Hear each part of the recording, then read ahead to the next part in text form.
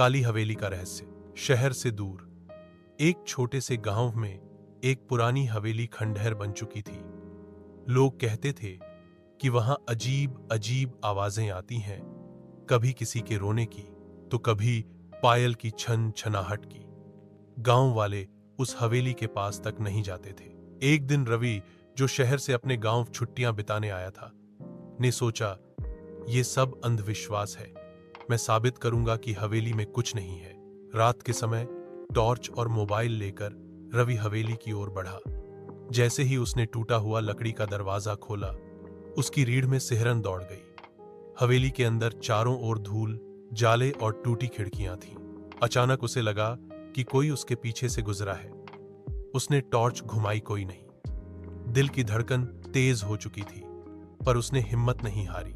सीढ़ियों पर चढ़ते हुए रवि को ऊपर वाले कमरे से किसी के रोने की आवाज आई। डर के बावजूद उसने दरवाजा खोला। कमरे में अंधेरा था, पर बीचों बीच एक पुराना आईना रखा था। आईने में उसे अपनी परछाई नहीं, बल्कि एक और चेहरा दिखाई दिया। एक औरत का चेहरा, जिसकी आंखें लाल थीं और होंठों पर धीमी धीमी हंसी। रवि घबरा गया। उसने पीछे हटने की कोशिश की, पर दरवाजा अपने आप बंद हो गया। औरत की परछाई आईने से बाहर निकलने लगी। वह बोली, सालों से मैं यहां कैद हूं, हर उस इंसान का इंतजार कर रही हूं जो मेरे श्राप को तोड़ सके। रवि कांपते हुए बोला, क्या क्या चाहिए तुम्हें? वह बोली, इस हवेली के तहखाने में मेरा सच दफन है, अगर तुम में हिम्मत है तो उसे खोजो। रवि ने डरते डरते आईने को छुआ। अचानक तेज हवा चली और दरवाजा खुल गया। वह दौड़ते हुए नीचे तहखाने की ओर भागा। तहखाने में उसे एक पुराना संदूक मिला।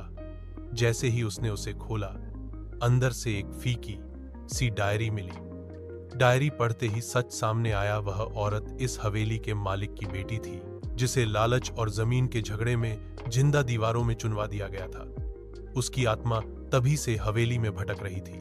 रवि ने डायरी हवेली के बाहर लाकर गांव वालों को दिखाई। सबको सच पता चला और उन्होंने उस औरत की याद में वहीं एक छोटी सी समाधि बनवाई। उस रात पहली बार हवेली से कोई आवाज नहीं आई।